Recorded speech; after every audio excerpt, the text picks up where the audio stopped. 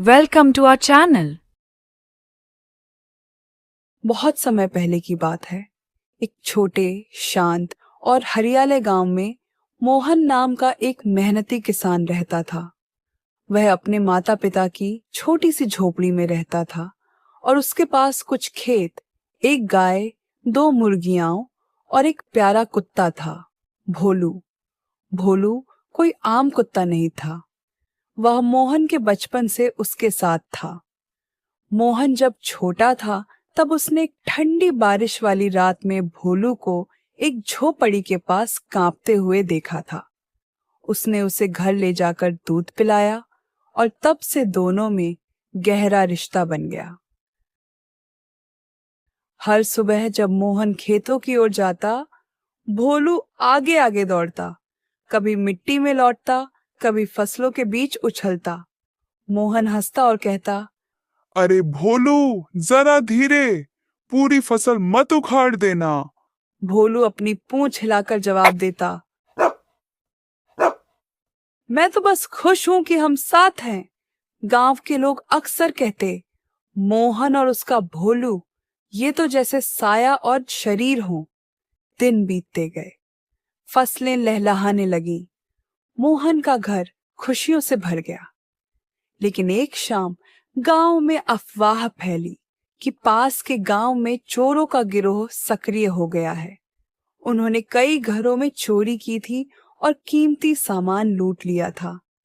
गांव के बुजुर्ग लोगों ने चेतावनी दी, सभी अपने घरों के दरवाजे मजबूत कर लो, ये चोर रात में दबे पांव आते हैं। मोहन ने भी अपने घर के चारों ओर लकड़ियां लगाईं और दरवाजा बंद किया। उसने भोलू से कहा, आज रात सावधान रहना भोलू, कुछ गड़बड़ लग रही है। भोलू ने अपनी चमकती आंखों से मोहन की तरफ देखा और जोर से भौंका, चिंता मत करो मालिक, जब तक मैं हूं कोई कुछ नहीं करेगा। रात गहरी थी, हवा ठंडी थी, पेड़ पौधों से सरसराहट की आवाज आ रही थी। चांद बादलों में छिपा हुआ था। घर के अंदर मोहन और उसका परिवार सो चुके थे, पर भोलू जाग रहा था। गांव के बाहर अंधेरे में 3 चालाक चोर झाड़ियों के पीछे बैठे थे। उनमें से एक बोला, यही वो किसान है जिसके पास फसल बेचकर अच्छे पैसे आए हैं। आज रात यही घर लूटेंगे। दूसरा बोला, बस आवाज मत करना, अंदर जाकर जल्दी जल्दी काम खत्म करते हैं। धीरे धीरे वे घर की ओर बढ़े। उनके कदमों की आहट मिट्टी में दब रही थी, लेकिन भोलू की तेज सूंघने की शक्ति ने सब समझ लिया। भोलू ने कान खड़े किए, पूंछ सीधी की और बाड़ की तरफ देखा। अंधेरे में 3 परछाइयां झाड़ियों से निकल रही थी। वह गुर्राया, कौन है वहां? भोलू अब पूरी तरह सतर्क हो चुका था। जैसे ही पहला चोर बाड़ पार करने लगा, भोलू बिजली की तरह उस पर झपटा और उसकी टांग पकड़ ली। चोर दर्द से चिल्लाया, आ, छोड़ दे कुत्ते। बाकी 2 चोर डर गए और पीछे हट गए, लेकिन भोलू ने छोड़ने से इनकार कर दिया। वह जोर से भौंकने लगा।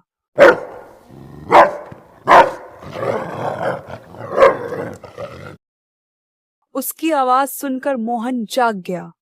वह लालटेन उठाकर बाहर दौड़ा। कौन है वहां? उसने चिल्लाकर कहा। चोरों ने मोहन को आते देखा और एक ने पत्थर उठाकर फेंक दिया। पत्थर भोलू के कंधे पर लगा, लेकिन फिर भी उसने हिम्मत नहीं छोड़ी। उसने पहले चोर को जमीन पर गिरा दिया। मोहन ने देखा भोलू खून से लथपथ था, लेकिन फिर भी डटा हुआ था। वह दौड़ा और चोरों पर डंडा उठा लिया। मोहन जोर से चिल्लाया, चोर, चोर, कोई है क्या बाहर? गांव के दूसरे घरों से लोग लाठी डंडे लेकर दौड़ पड़े। चोरों ने भागने की कोशिश की, लेकिन भोलू ने एक को गिरा दिया और बाकी 2 जंगल की तरफ भाग गए। गांव वालों ने पकड़े गए चोर को रस्सी से बांध दिया। गांव वाले खुशी से चिल्लाने लगे, जय हो भोलू की। जय हो। अगले दिन गांव के चौपाल पर सभा बुलाई गई। सब लोग भोलू और मोहन के सम्मान में जुटे। सरपंच ने कहा, भोलू ने सच्ची वफादारी और साहस दिखाया है। ऐसे साथी दुर्लभ होते हैं। उन्होंने भोलू के गले में फूलों की माला पहनाई। गांव के बच्चे ताली बजाने लगे और भोलू खुशी से पूंछ हिलाने लगा। मोहन ने उसे प्यार से गले लगाया और कहा, भोलू, तुम सिर्फ मेरा कुत्ता नहीं, मेरे परिवार के सदस्य हो। भोलू ने हल्के से मोहन का चेहरा चाटा, मानो कह रहा हो, मालिक, मैं हमेशा तुम्हारे साथ रहूंगा। वफादारी सबसे बड़ी शक्ति है। सच्चा दोस्त वही जो हर हाल में साथ दे। अगर कहानी अच्छी लगी हो तो कृपया लाइक, सब्सक्राइब और शेयर जरूर करें। धन्यवाद।